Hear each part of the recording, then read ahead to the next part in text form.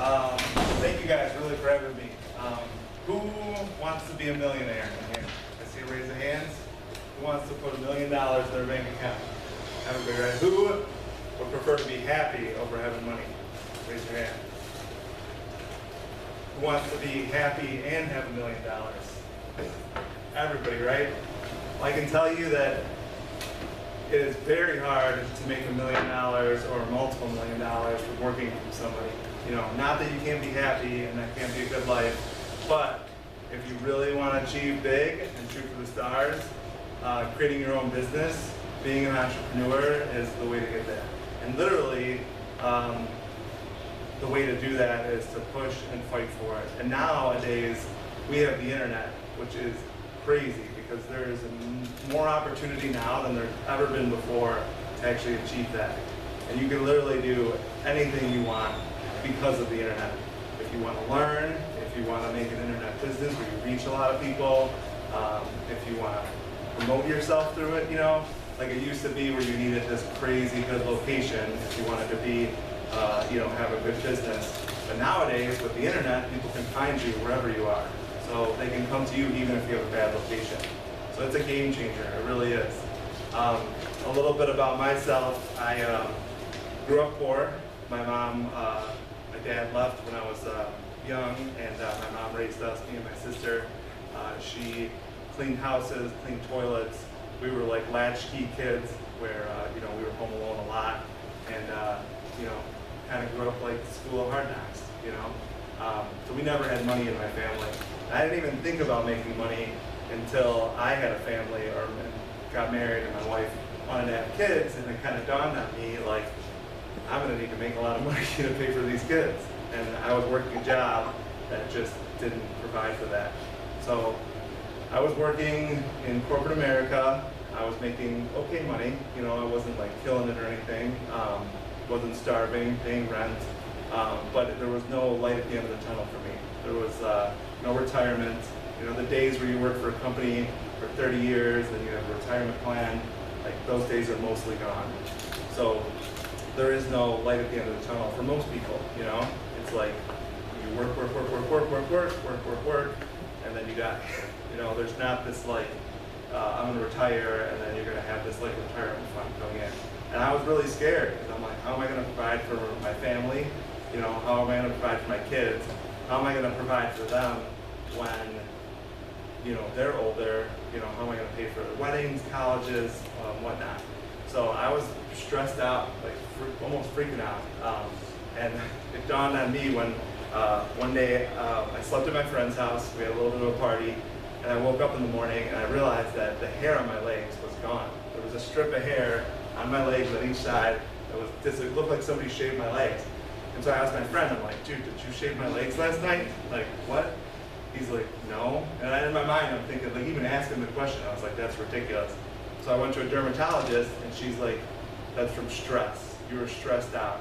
Like, you know, she's like, you're lucky you didn't lose the hair on your head. She goes, because most of the time that's where it happens.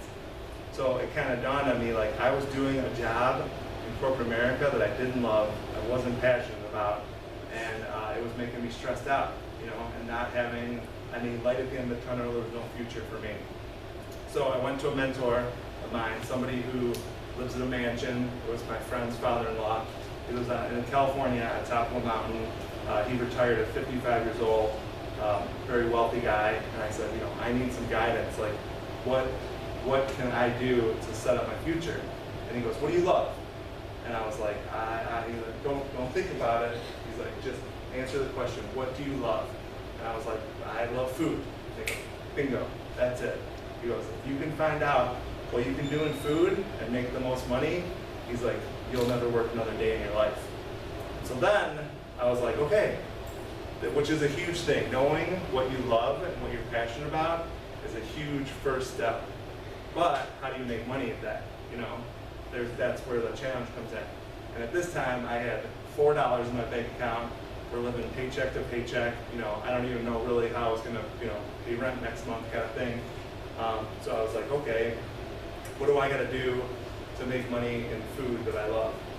So I started writing a business plan, started thinking about what I can actually do came up with a concept called Meatball Republic. I'm actually wearing the shirt for him. And I started writing the business plan, and I started researching, and I was going online, and I was researching every little aspect. What does the market look like? What other restaurants are doing this? I was reading books. I started listening to podcasts. There was a podcast that I found called Restaurant Unstoppable, and he interviewed restaurant owners who had these stories of how they became successful. And I was literally crushing every episode. I was reading all these books. I finally got to the financial section in the business plan, and I thought, I have no idea about financials and numbers. You know, you see all these numbers and these P&Ls. I was like, I don't know what to do. So I looked up, I found a business course from this little culinary school. It was called The Business of Food. And this chef, teacher, I paid her to start taking this class. It was supposed to be every Saturday for 3 months. It ended up being every Saturday with her for 6 months. And she became like my first mentor. And she took me under her wing.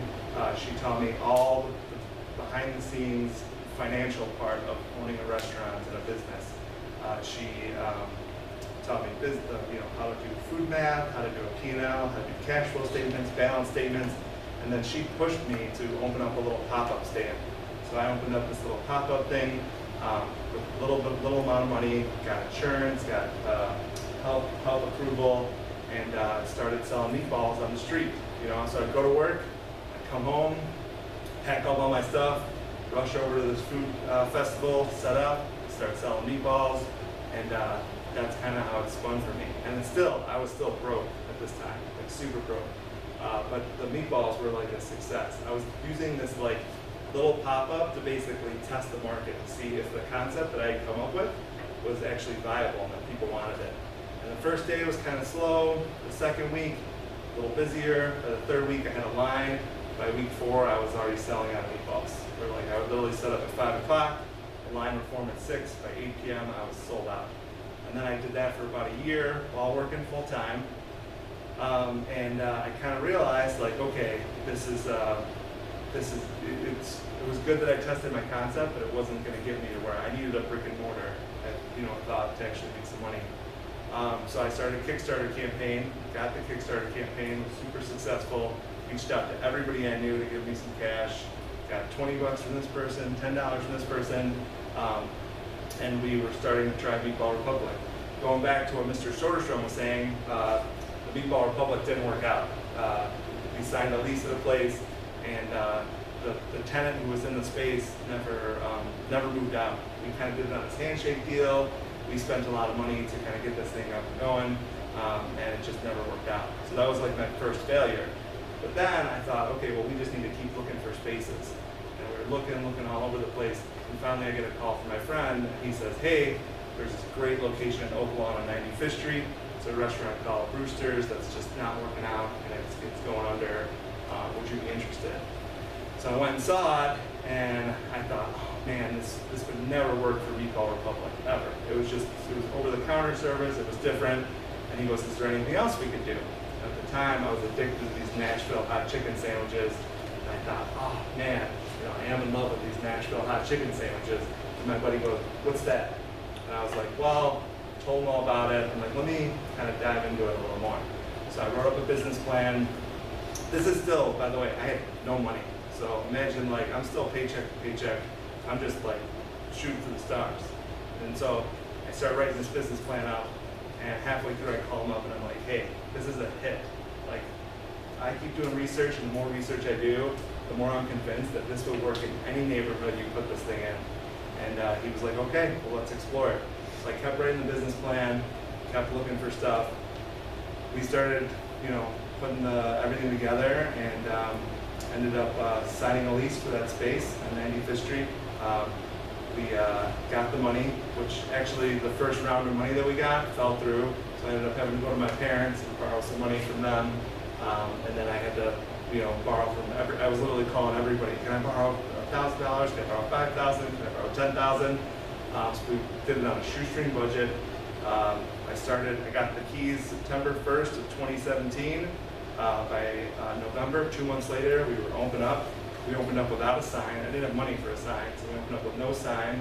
We started bringing food to the fire department. We started bringing food to the police department, to the village. every hair salon in the neighborhood. It just started like, hey, we open up this spot, please come.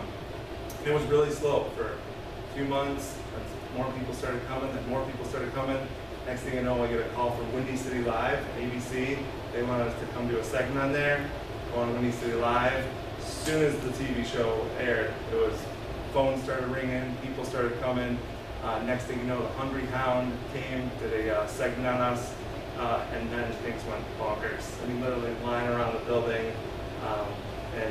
Ever since then, it was just more media. We went on WGN, went back on ABC, went on The U, and then we got featured on Chicago's Best last year.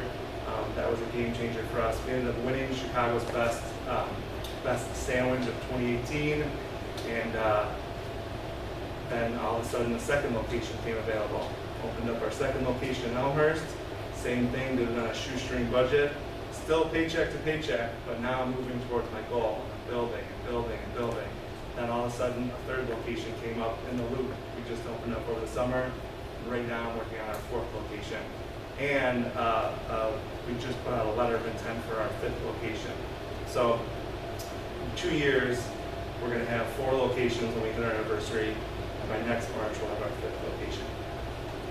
So the reason I was kind of telling you the story from the beginning is that, like, I literally came from nothing, and I'm still climbing my mountain, but I'm getting there. You know, and our goal is to open up 15 locations. But I love the idea that you know, the way things used to work in the past don't work now. You know, and I think, like, you guys have such a crazy good opportunity to do something big and to do whatever makes, like, when you do something you love and you're passionate about and you're spreading that happiness, it's like making the world a better place. So if I can inspire you guys, even one of you guys, to go out and do something big and do something you love and make a ton of money at, like, that would be a dream come true for me. So Mr. Soderstrom told me that some of you guys have ideas and you're kind of in the process of starting to form that. I wanted to share. Can I write on this board right here? Yeah. Cool. And how are we doing? You're good, man. You're here until 9:45. Okay. So, as you guys are writing your ideas down and you guys are starting to kind of form that, I want you to think about a thing that I found that I think really drives success. So, this is passion. So going back to something you love, like, if you do something you love, you're going to be really, really good at it because you love it, right? Like, that's what I found when I was working for corporate America. I was doing something that I didn't love, like, at all. And I was okay at it, but I wasn't great at it because I didn't love it. So finding something that you're really passionate about and that you love is, like, the first step. I think that's, like, really key. Second thing is you have to be the best at it.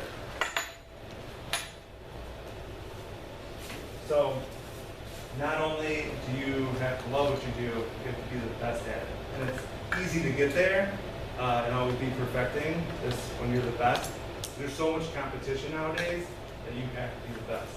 Has anybody eaten at hlrEntrepreneurship? Yeah? Was it the best chicken sandwich you ever had? Yeah, thank you. We do one thing really, really well, and we feel we're the best at it. We keep improving. I don't try to, like, rest on our laurels, but, like, we love what we do, and we're trying to strive to keep being the best at the one thing that we do. You know, there was a chicken wars thing. Did you guys see the chicken wars going on? The Popeye chicken sandwich, Chick-fil-A. That brought a lot of attention, and all of a sudden everyone's chiming in. Chick-fil-A and Popeyes, I got nothing on hlrEntrepreneurship. And, like, all these people were chiming in on social media, and this past couple weeks we've had a record 2 weeks. We almost sold out a couple times because it's been just so busy. But these two things are really key. And then the last part is where you can make the most money.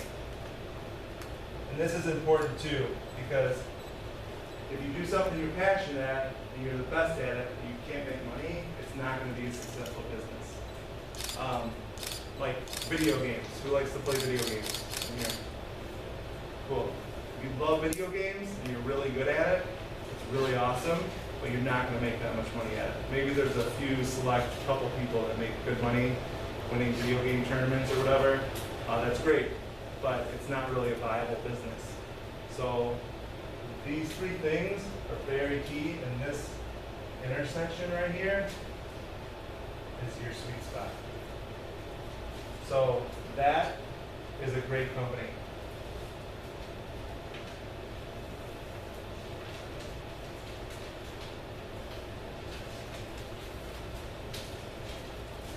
So if you can do something that you're super passionate about, that you're the best at, you can make the most money at, that's where greatness lies. Those three things.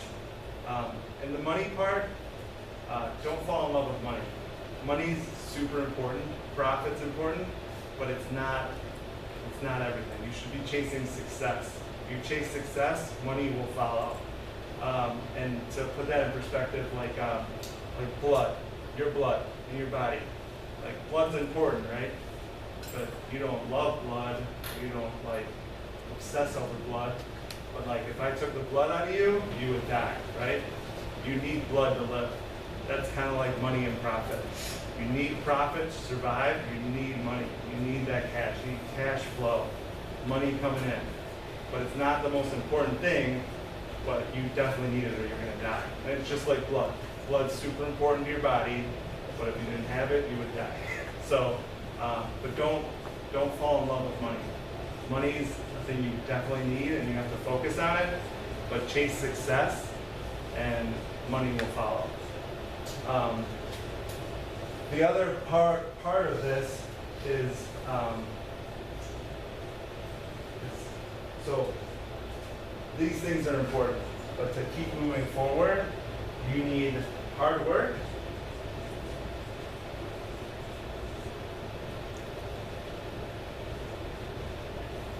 and persistence. So I am definitely not the smartest guy in the room, in any room I'm in. I can barely read and write. If I read a story right now to you, you guys would all laugh at me at my reading skills. I probably have a reading level of a third grader, literally. And our business is going to do 3.2 million this year. Next year we're on track to do 5.8 million. So, like, you don't need to be the smartest person. You need to work really, really hard, like harder than you've ever worked before, and you also have to be persistent. It's like Mr. Soderstrom was saying, failure is around every corner. You're going to make mistakes, you're going to trip over yourself, you're going to try something that doesn't work, you have to pivot, you're constantly going to be finding challenges. Imagine a train sitting on a train car, just sitting there, and your job as an entrepreneur to get that thing going. And you're by yourself and you're pushing this train. I mean, that's how hard it is, literally. But if you're still persistent, and you get someone to help you start pushing, and you get another person to help you start pushing, next thing you know, you got a team of 30 people pushing, all of a sudden this train just starts moving, right? And as the train keeps moving, it's easier to push. It's easier and easier and easier. You can keep getting that train going, but you have to have persistence. The founder of McDonald's, well, the founder of the franchise McDonald's, has anyone seen the movie about that? It's called I think it's called The Founder, right? The Founder, yeah. The Founder, has anyone seen that? So Ray Kroc in the movie, the last line he says, he was a 55-year-old milkshake salesman, like totally failure. Everyone thought he was a joke.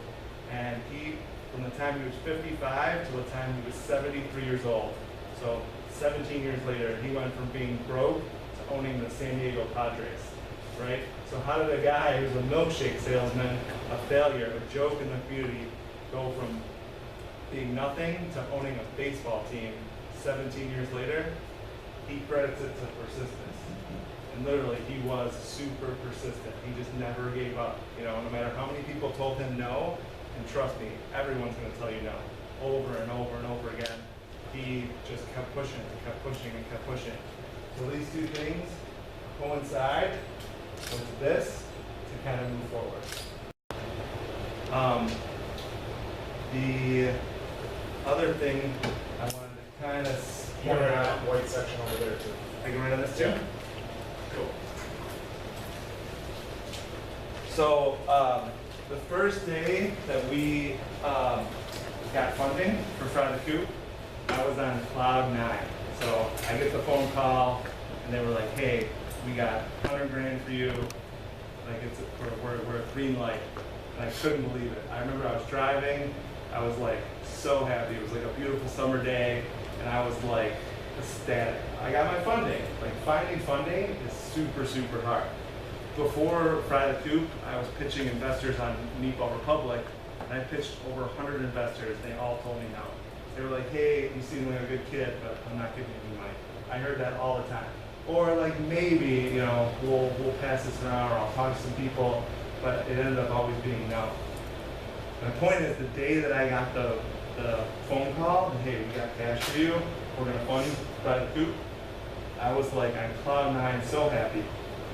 But that feeling, it goes away. That feeling of like, oh my gosh, like we got funding, all right, this is great. But then the next day, I wasn't as happy. The next day, I wasn't as happy. You know, and like, it just, this happiness is important.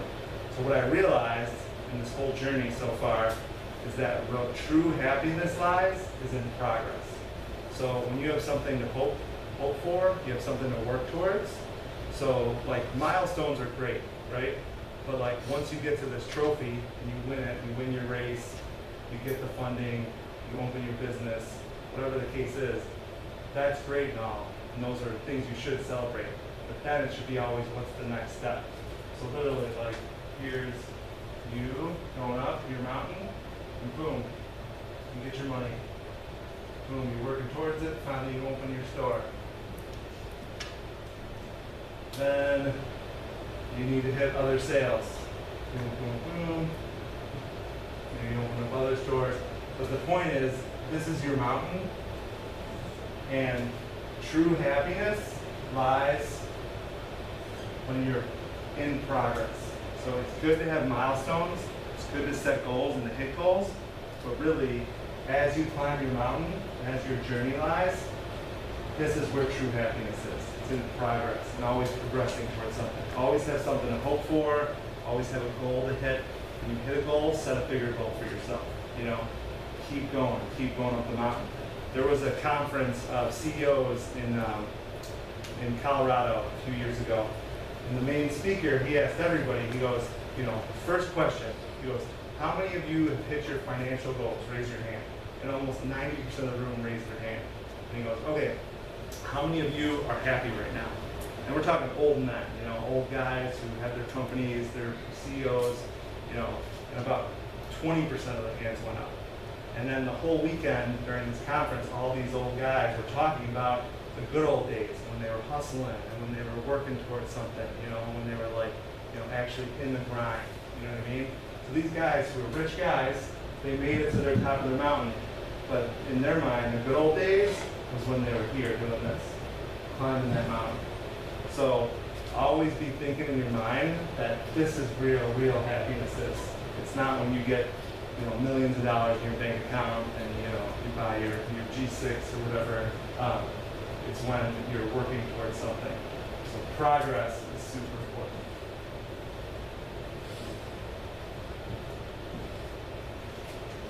Okay, who's got questions? Okay, I don't want this to be like rude, but you know how you said like you get more people to join in and like help you? Yeah. Don't you have to give them some of the profit too now though? For sure, and that's a really good question. There is a thing called ESOP, which is an employee like stock option companies. So there is companies where you can actually do it where everybody gets a piece of the profit. And there's a company that kind of started this out of St. Louis, and they call it open book management. And that open book management, they wrote a book called The Great Game of Business, and they actually do stuff where everybody in the company owns a piece of the company. So all the employees have a stake in the game or whatever. I love the ESOP like idea. I love it. I hope one day that our company can be kind of like an ESOP. You know, the other thing too is I hear a lot of these stories too where there was like a few founders in a company. There was a great story recently of, I can't remember the company, but it was a couple. They started this company, and it was 20 years later they finally sold the company. Somebody came in and bought them out for $250 million or something, and they went around the office and gave $1 million checks to all their employees. So these were the people that helped them build up their company. And the guy, I remember him talking about it, was the best day in his whole career, was the day they walked around handing checks out to their companies. So people do exit their company and they sell it for a lot of money. That's truly like the reward. But to be able to take care of the people that actually helped you build the company up is a really special thing.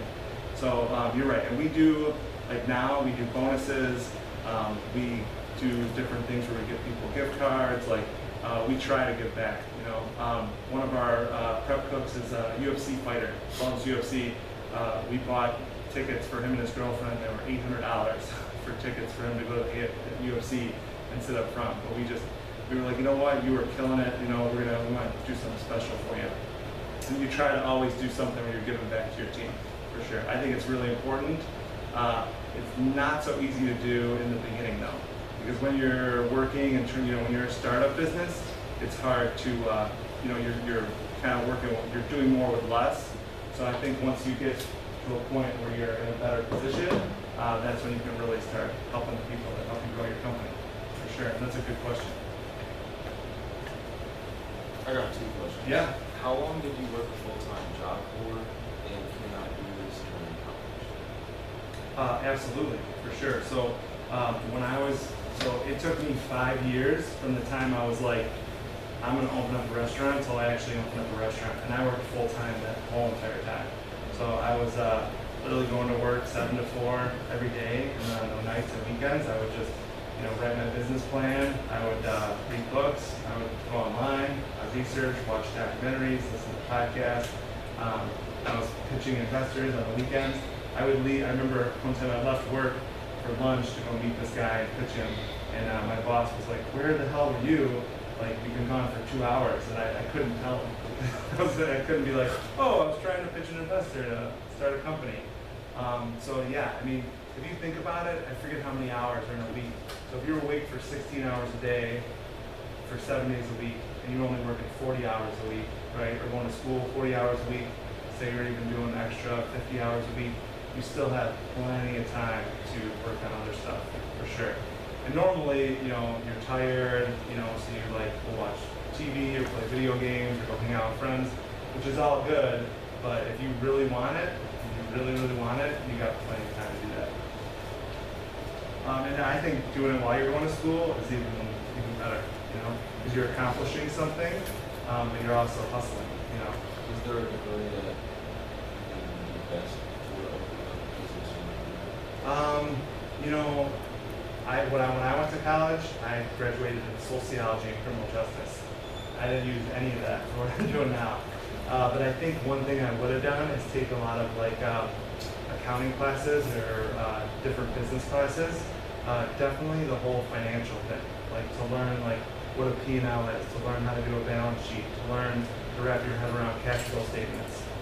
So I think that's key. But yeah, in school, that'd be a good idea,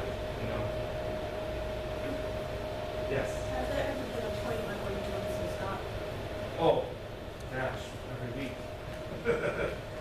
Yesterday I left my house at 5 in the morning, and I literally got home at 8:30 at night, so I was exhausted. We had a situation that was really unfortunate, but a piece of metal had fallen. It was a clip had fallen in someone's sandwich, and they literally took a bite from this and bit down on a piece of metal, which is horrible. Our shirts say "delivering happiness" on the back of it, right? And this guy bit into a piece of metal. I don't know how it got by everybody, but it was a whole unfortunate situation, and I felt like I was going to die inside. I mean, we got his number, we refunded his money. I called him up right away, and I was like, oh my gosh, he was swearing at me, telling me he's getting his lawyer, all this stuff, and I just felt, oh man, I wanted to die inside. It was just so hard to get through that, I just thought, oh my God, this is the end, this is it, In the restaurant business, we have 60 employees. There's always a problem, always, every day. we teach our managers, like, hey, every day you're gonna have problems. Just expect that there's gonna be problems. Don't be surprised by them, and just figure out how to solve them, how to get through it. And if you solve enough problems, you survive. So yeah, and that's kind of going back to the persistence thing. Is that literally there will be a lot of moments that you just feel that you like, I just want to stop. You know, especially when you're exhausted, you're working every day, all day. There's a lot of them. But you just gotta keep pushing, keep pushing, keep pushing, keep pushing. That's a good question. It's not easy. Not easy to put $1 million in your bank account. Who else? So Mr. Soderstrom kind of told me about this program you guys are doing, and I think it is like super, super awesome. Nobody ever did this for me when I was your age at all, right? And like I was saying back to the internet day, like now you guys have such an opportunity to really blow this thing up. Whatever you feel like you love and you're passionate about, it's really a cool opportunity. I'm gonna make myself available to anything you guys want. I'll give you my cards, I have my cell phone number on it. You know, he said you guys are gonna break up into different groups. My partner has a lot of money, so like he loves getting people on board and opening up different businesses. So there is cash. Like, we have money, and he's a real estate guy, so he has access to locations too. So like on top of just us being a mentor and some of the other guys that are coming in, like we have money that we could help fund some of these businesses. So and we're into it. So yeah, so lean on me. You can call me. You can text me. You can whatever. Literally, I'll help in any way I can.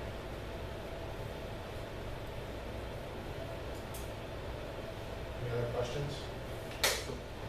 Like I said at the beginning of this, Joe was one of the conversations I had. He's like, hey, can you call me? I'm in my car. I'm at lunch. I have 30 minutes. So when you're an entrepreneur, you find that 30 minutes, whether it's in your car. And that's one of the things, like Mr. Johnson and I go to these conferences and things, you have to realize, like, sitting in your car driving to work or sitting in your car driving home from work while you're sitting in traffic, that's 30 minutes for you to move forward. Everyone else just sits on their phone and eats their lunch or eats their break. When you're at work now, this is your 30 minutes, whether you're at the Oak Lawn Food Court at the mall or at the Chicago Ridge Mall, that's your 30 minutes. You could do something, boom, there, hang out, send someone a message. Like that persistence and the hard work, that's what separates the success and that's what separates the failures. You know, I'm really interested in this. And now I can let the cat out of the bag for you guys. Joe already knows, Kelly Bob already know, Mr. McCarlin already knows. December 12th is the tentative date pending the entrepreneurs' calendars. December 12th, I have reserved the new Performing Arts Center, the theater, the new one. And that is Richard's first ever Shark Tank. Okay? That is where it's going to culminate, is December 12th. After Thanksgiving, you are going to work on this, and you're going to sit and ask him for $500, $750. I need to start up my website, which is $300. I need to do this. I need to get some prototypes built for $500. So for about $800, are you willing to give me $800 for 15%? So let's go. You know, we're gonna watch Shark Tank. When we watch it, it's not just for comedy relief. Okay? You're gonna watch it to try and get better. Because, like he said, $800 to him and his buddy are probably small peanuts, but what if it goes? Yeah. What if it turns into the kid from Barrington who's $1.5 million company and is downtown because of a weight clip? You know, you could be the next Slap Clips. But if this and that's not in your notes right now, you're already behind the 8 ball. If you haven't taken a picture of that and lived that yet, you're already behind the 8 ball. Okay? Any other questions for anybody? There was something I wanted that you kind of said about. So one of my biggest failures when I started up was that I thought I was too big originally. So while I was trying to pitch all these 100 investors, my buddy called me up one day and he's like, "Yeah, I'm opening up a pizza place." And I was like, "What?" He's like, "Yeah, we're opening up next week." And I was like, "What? What are you talking?" I was like, "What are you talking about? Like, where did you get this? What?" I was like so confused. He's like, "Yeah, I found this little space end of a strip mall. He's like, I got my rent for like $2,000, and he's like, I spent a couple $100. I got a little pizza oven. He's like, we're throwing it in. He's like, yeah, I'm literally ready to go. I'm opening up next week. And I was like blown away. I literally almost passed out. So I'm like, here's me. I was trying to raise $500,000 at the time. And I had this big like thing about, you know, having a full bar and having all these waiters and waitresses and this like beautiful build out. And my mistake was that I was trying to start out too big. There is a book called The Lean Startup, and it just talks about starting your business really, really small. You can always grow, and you should be growing, but that was my failure. You can start so small and just get it going, get the ball rolling, and then, you know, grow. I should have done that. I would have started out, instead of spending 5 years researching and writing my business plan and pitching investors and hearing no for 5 years, I could have probably started 2 years into it. You know, I wasted 3 years, not because I was trying to go too big in the beginning. I should have started really small, got a little space, got a used oven, and just started doing it like tiny. And then I could have went and got a bigger location. Maybe it would have took a few years, but so start really small and you can really grow something. You know, you guys are so young, it's crazy. You have so much time, really. So that's what he was talking about, like, you don't need a lot of cash to get this thing going. You can do it for a low amount of money and then build on that. You know, people take you more seriously once you're in it and you're doing it. You know,